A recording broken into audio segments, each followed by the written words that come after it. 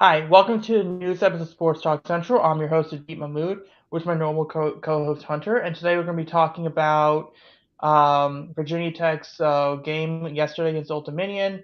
We're going to be talking some baseball. We're going to be talking some NFL news, including Russell Wilson's contract. So let's start with the more recent one, which was Virginia Tech football. They lost 20-17 against Old Dominion, which is obviously a disappointing way to start the season. What were your thoughts on the team's performance and what Brent Pry is going to try to push across for this week? Yeah, I thought, definitely lousy is a good word for it. You can definitely see just how bare the cupboard is. There's basically not a lot of Power Five talent on this team. I mean, that's just, I think, the reality of the situation, especially when you kept Justin Fuente around way too long. Um, Once it was 17-13, a couple minutes left, I'm like, I know how this is going to go. Don't care how bad ODU is and their quarterback. He stinks. And sure enough, you had them at 3rd and 10, get to about 4th and 1, and you're not able to make the stop there. And They Dorian almost, Strong, they almost like if they just wrapped up, they would have made stop there on that play, yeah, it's a great point. He was trapped in the backfield, should have been able to do it. I thought Brent Pry's defense looked really good last night for the most part. I thought that was including a Dax Hollifield. Dax Hollifield looked good. no. He actually did. It was probably one of the best games I think I've ever seen him play. Um, but you still can't lose to an ODU team like that. They're not good. Their quarterback was probably one of the worst quarterbacks I think I've ever watched in my life. At one point he was like 8 for 21 for like 50 yards. Like, come on, man. Like that's just like that's not good enough. Um, but the offense wasn't too impressed with Tyler Bowen's unit. But it's one game. I'm not gonna really make too big a takes. Grant Wells, beautiful arm. I mean that was showcased throughout A the little night. bit of a loose cannon, but yeah, a little bit of a loose cannon, but Yeah, he just doesn't make the best decisions. And that's what happened when his first couple of years in Marshall. 34 touchdowns to 22 interceptions overall. That's 11 per season. He's got to cut back on them. And a couple of them last night were not his fault, but a couple others, it's like, what kind of read? he overthrew the first one. I know that. The Mm, second one was essentially in tight curl coverage, and then the mm, ODU just kind of went and got that. That should have been that one I'll put on him because he should have seen he should have seen the tight man coverage and looked yes. elsewhere on that one. The fourth one that was a byproduct of the game. It was just like you had to go and make a throw there at some point. So the third one might not have been his fault too much, but the first two I would blame on him, and the fourth one was definitely more of a That situation. Jalen Holston one was just unacceptable for him to drop that. You're driving in ODU territory. There's only a few minutes left. It's 3rd down. I know he's probably going to come up short, but you got to make that catch. Like that's inexcusable right there. And it stinks that they couldn't get a stop late. I mean, there were so many like passes that this quarterback was underthrowing, and it's like, where is the coverage? Like that was my thing about it. Like the cornerbacks were just not coached up well this One game. Dorian yeah, Strong. one guy kind of went like if the receiver, one guy was kind of going like going this way, and he didn't catch it late. I think that was like the last pass interference. So either way, that still would have been. I would have rather that been pass interference because that would have been what 15 yards. You at least could have had a chance to stop them there to hold them to field goal. But Mm. yeah, I agree with you on that one. Yeah, it was really ridiculous. And then, you know, you have about 35 seconds left or something like that.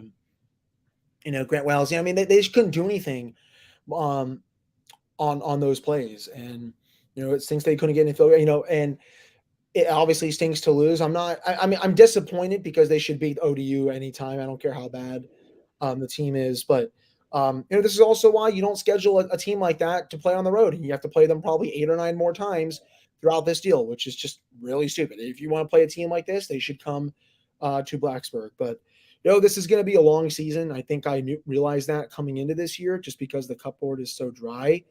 But this is what Brent Pry signed up for. So he's going to have to really coach these guys up because, we got a couple more winnable games coming up, I think, in BC and Wofford. I'll be at the Wofford one actually in a couple weeks, so that should be fun. But again, this is This has to stuff has to change in the program, and they gotta. I know it's a rebuilding year, but these are games you got to win. So it's unacceptable to still lose it. I didn't like the turnovers. The penalties last night were ridiculous. That's not what I want to see out of a new head coach team. That's for sure. Yeah, I think the big takeaway here is I saw some good, but the good was overshadowed by some key mistakes. I think that's a fair assessment. Like this game was very sloppy um, from start to finish because let's start with the offensive line. The offensive line was good. I actually liked what they were able to do. I mean, Keyshawn King showed he had some wiggle. Like he had some nice runs. Chance Black had a couple of nice runs. I mean, they weren't home runs, but maybe they're like doubles, right? In baseball terms, maybe they're like doubles. They're not home runs, but if we can keep consistently getting those, we're in good position. I don't think Grant Wells was. I don't think he was sacked at all. Maybe there's one or two plays here and there, but they protected him. Grant Wells has a cannon for an arm, um, but it's a risk. It's one of the things you go with when you have a guy like him. He has a pretty arm, but he makes ugly mistakes. And we know, like you mentioned, Marshall, the 22 interceptions. He needs to learn how to control the arm just a little bit more, take a little bit off, and yeah, so he has to work on that. I mean, he might be here for 2 3 years. Let him develop a little bit. Their run game was definitely solid. I think Jalen Holston should not be the starter. I think Keyshawn King and Chance Black showed more of a ceiling than Jalen Holston. Um, it was interesting to hear Grant Wells say that they were calling like Joe Rudolph did have some input in the second half play calling, and the run play did work. But yeah, this is going to be a team where if you play within, it's clear if you play within 20 yards, like from the line of scrimmage to 20 yards, it looks like they have a pretty good playbook for that with their way the offensive line, the run game is, with their use of tight ends. Um, but anything past that, that's where it gets risky. Like you know how in Madden, like they might have like a green bar meaning good. Like there's a good chance yellow meaning good, but be careful. Red meaning don't do that. I think if it's like up to 20 yards, plays within the line of scrimmage to 20 yards, it's green. Up to 30 yards, it's yellow. Anything more than that, it's a little bit red because of Grant's inconsistency. And I think that would be developed at some point. I like what I think he needs to do is figure out those issues, the pre-snap penalties, the arm, all that stuff, because there's a lot of good I saw, but there's a lot of ugly I saw, and these are easily correctable. And so it's good in a way that it is good that we are seeing this in week 1 and not week 7 or week 8. Now, obviously, there were a couple of big plays. I mean, the botched snap that definitely changed the trajectory of the game because if you make that a field goal, the way the defense was playing, they might win that one. They may have a better chance. You're on mute. You're on mute. Yeah, of course. Yeah, I mean that was a massive swing right there. You make it 10-3, and remember Tech was up 17-10. You're up 17-3. Honestly, I think at that point, Yeah, if you so and the game is probably over at that point, if you ask me. So yeah, that was a massive swing. They should have been 10-3, but whatever. yeah. So next week is Boston College. I mean, Boston College. They didn't look too impressive. They lost to Rutgers. Um, so we'll see what happens next week. You're right. It's because West Virginia is week 4, so that's gonna be the first big test. But if I'm Brent Pry, it's focus on the small things because if you work on the small things, the mistakes don't happen as much. And the base, I think we can agree that there's something good about something watchable about this team. It's just correct those small errors here and there that turn it from a watchable experience to a sloppy experience or a boring experience. So I think that's kind of what Brent Pry has to kind of focus on. And you're right, this is a rebuilding year. This isn't a team expected to compete for a national championship or an ACC title game.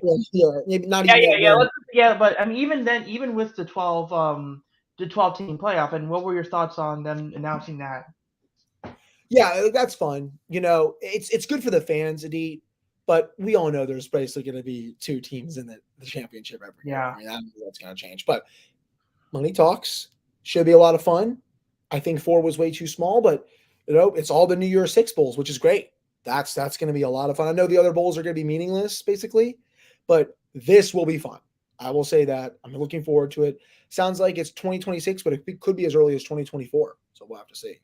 Yeah, no, the only thing I am worried about with that one, with the 12 team playoff, is like, let's be honest. There's always one semifinal matchup in college football last few years that have not been fun to watch.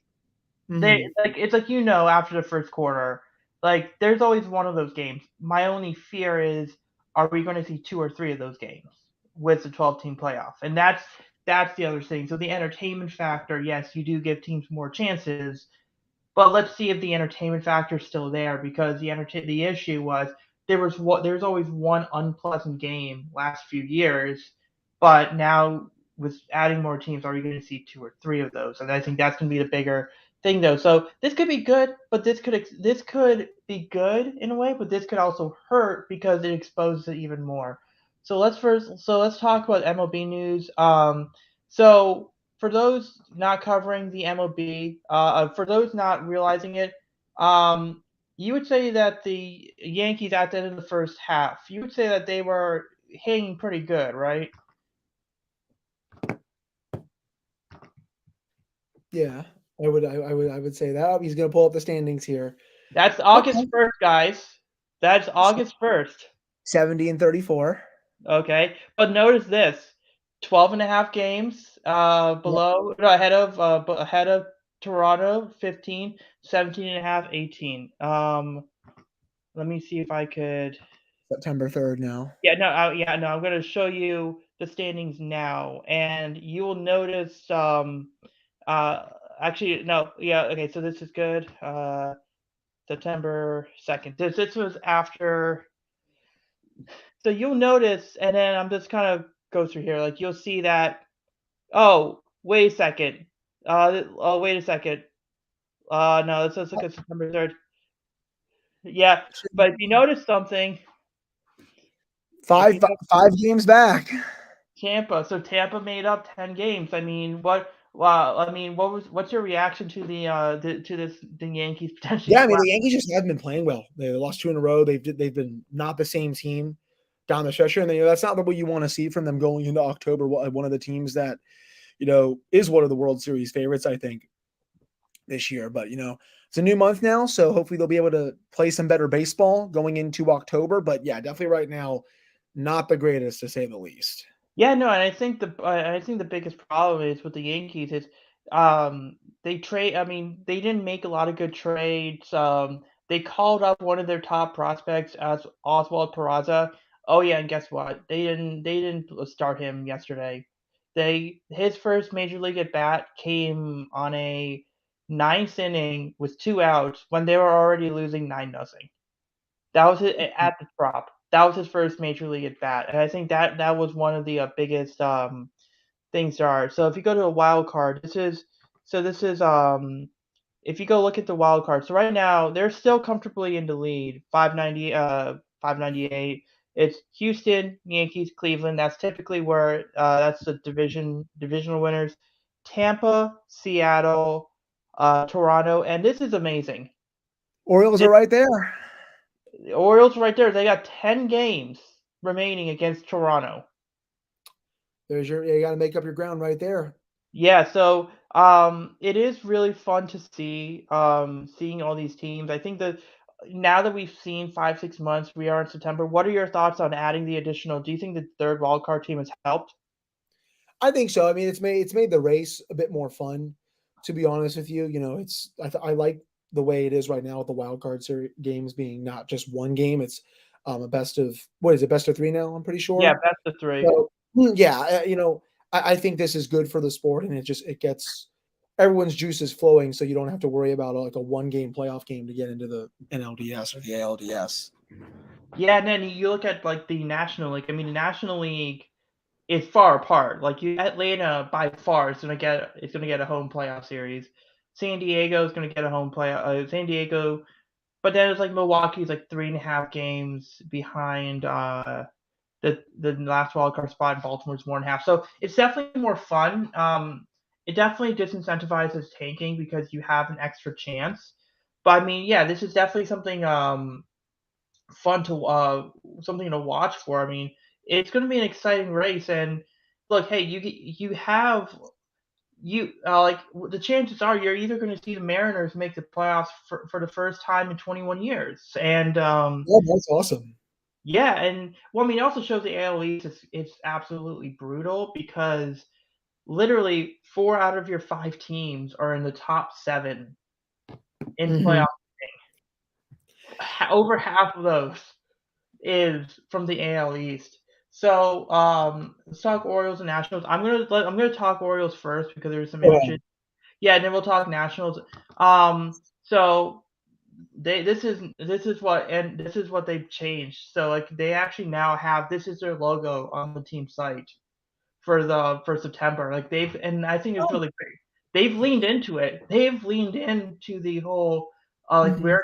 we're creating chaos type of thing in the race.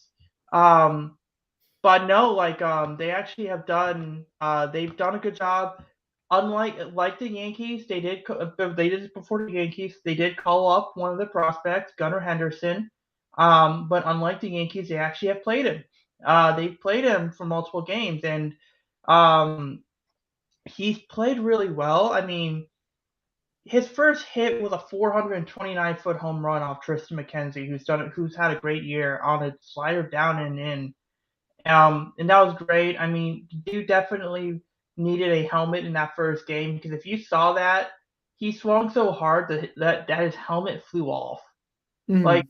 yeah, and you just saw him run around. He looked like you could definitely tell that was a lot of fun. He's played solid defense. Like he's mainly a guy that's a shortstop or third baseman, but they played him at third his first game short a couple 2 games ago. They played him at second yesterday, so he's a guy that can be all over. But he's kind of like Manny Machado because Manny Machado came up with the Orioles in 2012 in August. He played Mhm. third. He provided a spark. They made the playoffs. Well, Gunnar Henderson's only 21 years old. By the way, here's the thing about Gunnar Henderson. At start season, he was the 73rd best prospect in MLB pipeline.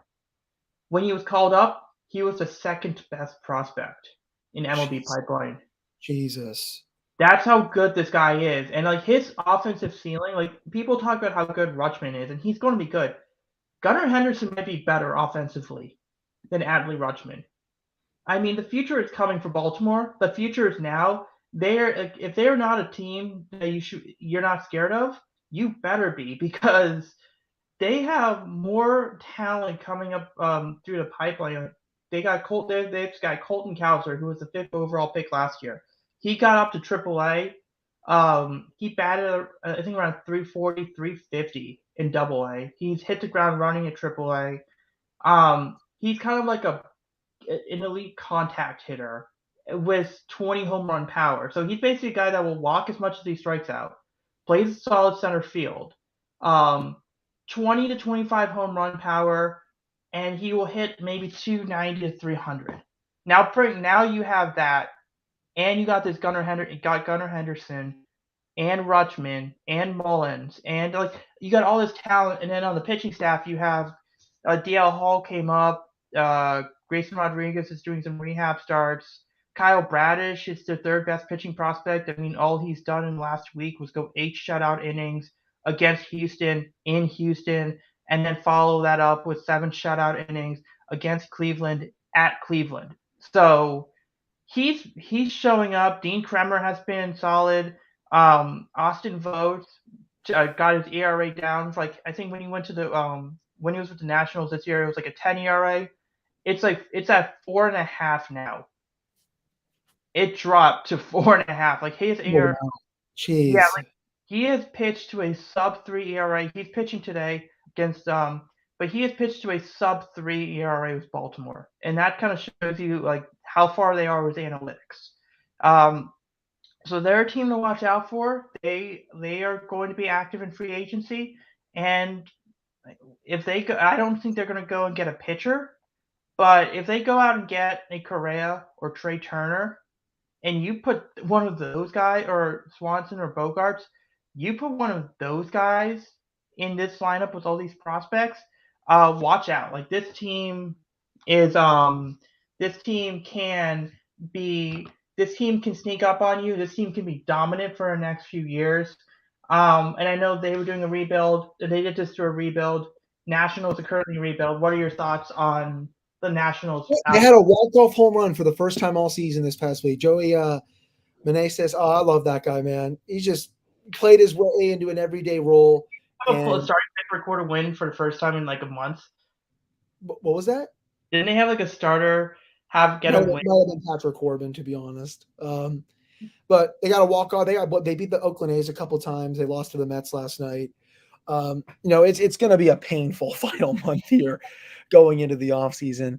I'll be curious to see what they do with that, but it at least was nice to see them get their first walk off of the year. If they were going to go a whole season without one, I think that would have just been utterly terrible. But yeah, it's a long rebuild. I don't have too many more thoughts on it, but I've really stopped paying attention at this point. Yeah, so I think we're going to move on to the next topic, which is Ravens and Steelers. Ravens and Steelers set their roster. What were your thoughts on the Steelers roster? Yeah, they made a couple of trades. They got an offensive lineman in, which his numbers aren't the best, but it's probably better than what they have. They got that linebacker from the Denver Broncos. He's going to be the OLB3 behind TJ Watt and Alex Highsmith. I think that's obviously very, very important. Two trades that Omar Khan needed to make. The rest of the roster, I think, was mostly fine. They kept a lot of wide receivers. My boy Miles Boykin didn't end up making the team. Mike Tomlin is being pretty coy with the quarterback stuff. I think everyone knows that it is going to be Trubisky, but he's probably not going to make an announcement until sometime next week, probably like Monday or Tuesday or something like that. But we'll have to see. And I'm fine with the roster cuts. So, right now it's all getting ready for the Cincinnati Bengals, which that should be a fun opening game, to say the least. I really hope the Steelers crush the Bengals. I mean, they've lost to them like 3 times in a row. I don't like it right now. The Bengals have been on a giant ego trip. I think someone needs to a team if there is a team I want to get humbled 17 times a year, 17 times 15 to 17 times this year is probably the Bengals. I mean, you're going from a last place schedule to a first place schedule. Like the Steelers have a legitimate quarterback now, or at least a quarterback now that can play, that has a better arm. Yeah, he can move at least. Yeah. Yeah. So, but the point is, if there's a team that needs to be humbled, it's the Bengals. Yes. But yeah, I mean, it's gonna be definitely interesting to see these Steelers. For the Ravens, was there anything else wrong with Steelers or? Other than the couple of trades that they made, not really. I was fine with the 53-man roster. I wasn't really surprised by anyone that they cut. We're just waiting for the starting quarterback. And, the preseason game was last week. Trubisky played fine. Kenny Pickett played good. Mason Rudolph was fine. They kept Mason on the team. They decided not to trade him. I'm sure they could have gotten maybe some kind of offer for him, but I guess Omar Khan was like, you know what? We're just going to keep 3 quarterbacks this year. And, that's what he decided to do. So not much else, going into next week. Yeah. So for the Ravens, there are a few surprises. I mean, I think they only put in like 3 outside linebackers and 5 inside linebackers.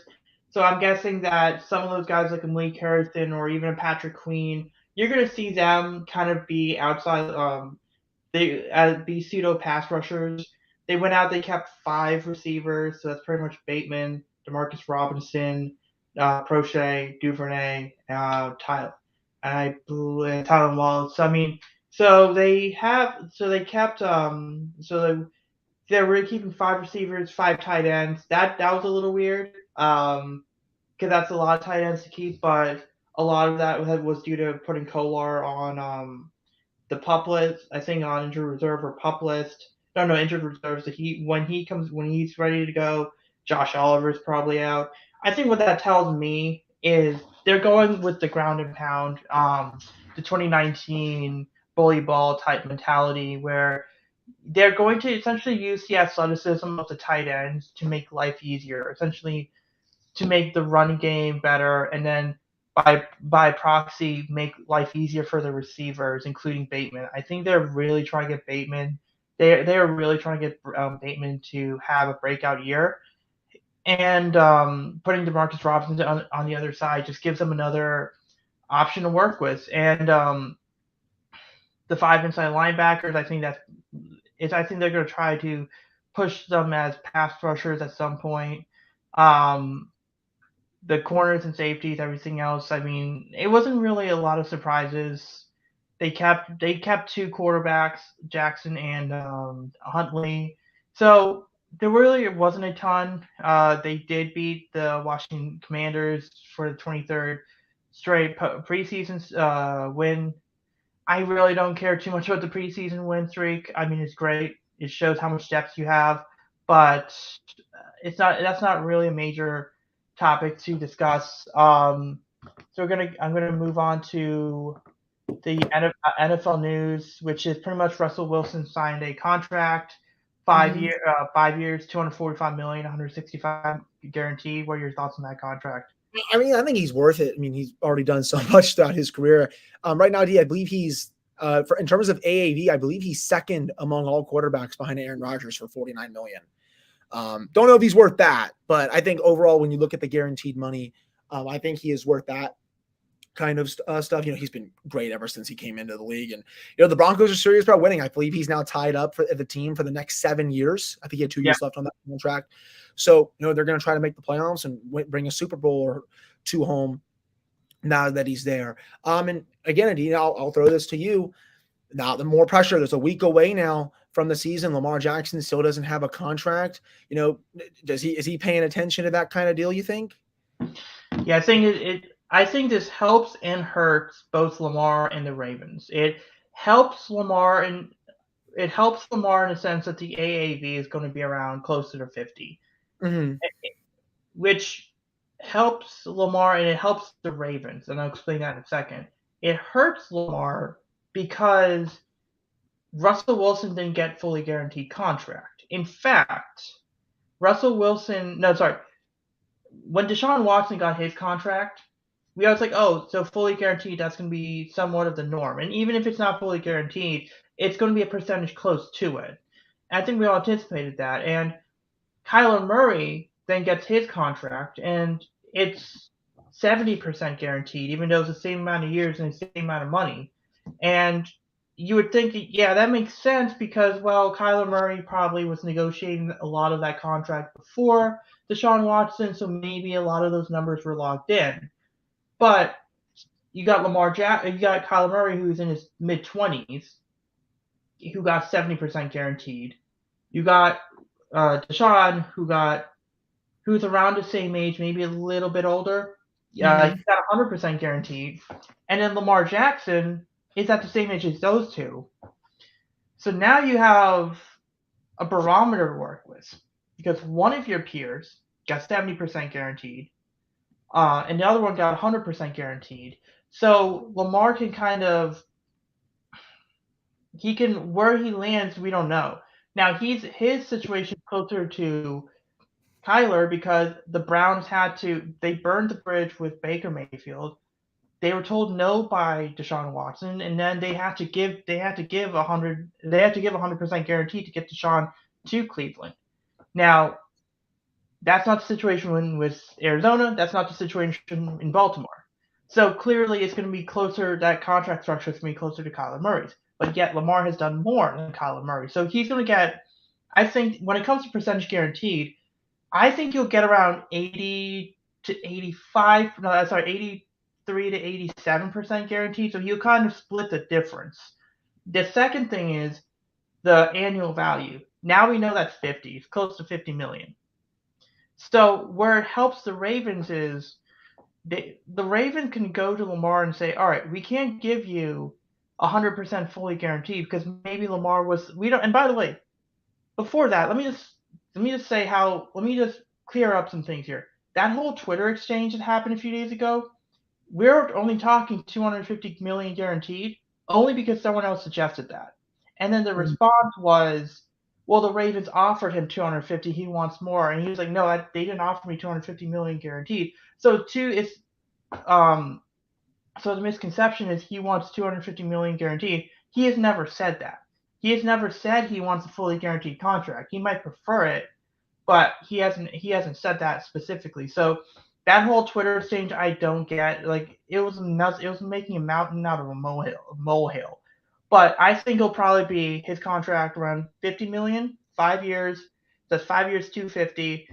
I'm gonna say he'll probably get around 210 to 215 guaranteed, which would probably be around 80 to 85%.